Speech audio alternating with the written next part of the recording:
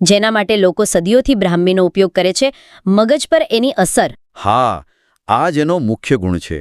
તે બૌદ્ધિક ક્ષમતા વધારે છે, મતલબ આપણી વિચારવાની, સમજવાની શક્તિ. સ્ત્રોતમાં તો એને વિદ્યાર્થીઓ માટે વરદાનરૂપ ગણાવી છે. જેમને ફોકસ કરવામાં તકલીફ પડતી હોય એમના માટે નહીં? બરાબર.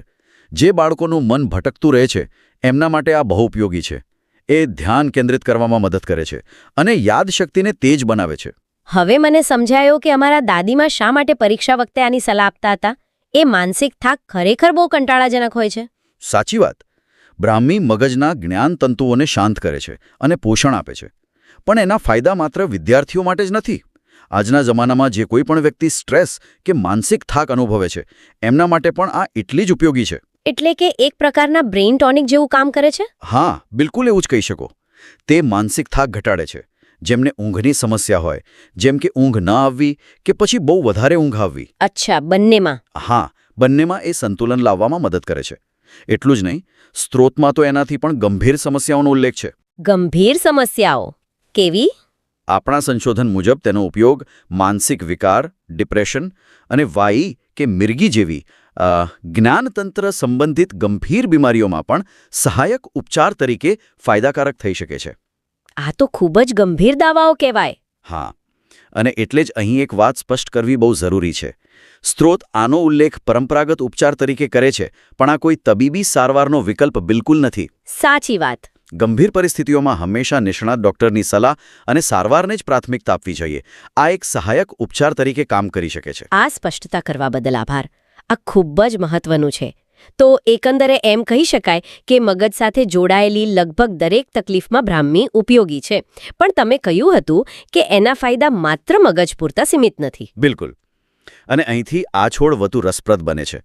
સ્ત્રોત મુજબ બ્રાહ્મીમાં ઘા રૂજાવવાની પણ અદ્ભુત શક્તિ છે. શું વાત કરો છો? હા, જો કે વાગ્યું હોય કે છોલાયું હોય તો એના તાજા પાંદડાને વાટીને એનો લેપ લગાવવાથી બળતરા શાંત થાય છે અને ઘા ઝડપથી રૂજાય છે. હા, તો ગજબ કહેવાય. મતલબ આંતરિક અને બાહ્ય બંને રીતે અસરકારક છે. જે વસ્તુ મગજને શાંત કરે એ ત્વચાના ઘા કેવી રીતે ભરે? ઉત્તમ પ્રશ્ન છે. સ્ત્રોત સીધું વૈજ્ઞાનિક કારણ નથી આપતો, પણ આપણે અનુમાન લગાવી શકીએ. આધુનિક સંશોધનોએ બતાવ્યું છે કે સેન્ટેલા એશિયાટિકામાં એવા તત્વો છે જે કોલેજનનું ઉત્પાદન વધારે છે અને સોજો ઘટાડે છે. ઓકે, એટલે ઘા જલ્દી ભરાય. બરાબર. કદાચ આ જ કારણ છે કે તે બાહ્ય રીતે પણ એટલું જ અસરકારક છે. અને વાળ માટે પણ એના ફાયદાનો ઉલ્લેખ હતો ખરું ને? હા, વાળની સમસ્યાઓ માટે પણ બહુ ઉપયોગી છે. એના તાજા પાંદડાની પેસ્ટ બનાવીને વાળના મૂળમાં લગાવવાથી વાળનું રૂખાપણું દૂર થાય છે, વાળ ખરતા ઓછા થાય છે અને ખોડામાં પણ રાહત મળે છે. અચ્છા. બજારમાં મળતા ઘણા હર્બલ તેલમાં બ્રાહ્મી મુખ્ય ઘટક હોય જ છે. એક મિનિટ, અહીં એક વાત બહુ રસપ્રદ લાગે છે. બ્રાહ્મી ખાવાથી મગજને ફાયદો થાય એ સમજાયું, પણ બ્રાહ્મીનું તેલ માથામાં નાખવાથી પણ યાદશક્તિ વધે એવું કહેવાય છે. આ કેવી રીતે શક્ય છે? આયુર્વેદના સિદ્ધાંતો મુજબ માથામાં તેલની માલિશ એટલે કે શિરોભ્યંગ એ સીધી જ્ઞાનતંત્ર પર અસર કરે છે. તેલના ઔષધીય ગુણધર્મો ત્વચા દ્વારા શોષાઈને અને માલિશથી લોહીનું પરિભ્રમણ સુધારીને મગજ સુધી પહોંચે છે. અને તેને શાંતિ આપે છે. હા, અને પોષણ પણ. એટલે બ્રાહ્મીનું તેલ લગાવવું એ માત્ર વાળ માટે જ નહીં, પણ માનસિક શાંતિ માટે પણ ફાયદાકારક છે. એક જ સમયે બેવડો લાભ. અદ્ભુત. તો હવે સૌથી વ્યવહારુ સવાલ, આટલા બધા ફાયદા જાણ્યા પણ સામાન્ય માણસ એને પોતાના જીવનમાં સામેલ કેવી રીતે કરે? બિલકુલ નહીં. કોઈ જટિલ વિધિ નથી. અને આ છોડની સૌથી મોટી સુંદરતા છે. સ્ત્રોતમાં એના ઉપયોગની એટલી સરળ રીતો બતાવી છે કે કોઈ પણ અપનાવી શકે. તો ચાલો, જે લોકો સાંભળી રહ્યા છે એમને એ સરળ રીતો જણાવીએ. સૌથી સહેલી રીત છે કે રોજ સવારે ખાલી પેટે એના 1-2 તાજા ધોયેલા પાંદડા ચાવીને ખાઈ જવા. એનો સ્વાદ બહુ તીવ્ર નથી હોતો, એટલે સહેલાઈથી ખાઈ શકાય છે. અને જો કોઈને કાચા પાંદડા ચાવવા ન ગમે તો?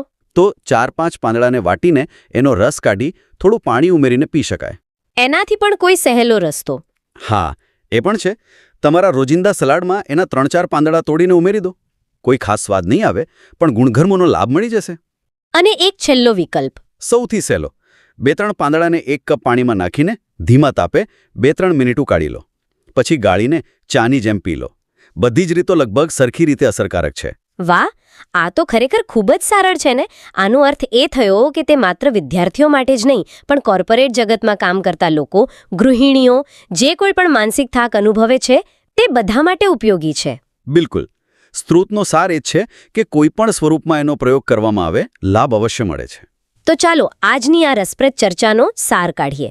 આપણે શરૂઆત બ્રાહ્મી નામના એક છોડથી કરી હતી, પણ જેમ જેમ આપણે ઊંડા ઉતર્યા તેમ ખબર પડી કે આ એક નહીં પણ 2 છોડ સાથે જોડાયેલી એક ગૂંચવણભરી કહાણી છે. બરાબર. આપણે એ છોડને ઓળખ્યો, જેનું વૈજ્ઞાનિક નામ સેન્ટેલા એશિયાટિકા છે અને જેને ગોટુકોલા કે મંડુકપર્ણી પણ કહેવાય છે. આપણે એના મુખ્ય ફાયદા એટલે કે બૌદ્ધિક ક્ષમતા વધારવા વિશે જાણ્યું અને સાથે સાથે ઘા રૂજાવવા અને વાળની સંભાળ જેવા ગુણોને પણ સમજ્યા. અને સૌથી મહત્વનું, એનો ઉપયોગની સરળ રીતો જાણી. હા. અને આ સમગ્ર ચર્ચામાંથી એક બહુ જ રસપ્રદ વિચાર આવે છે.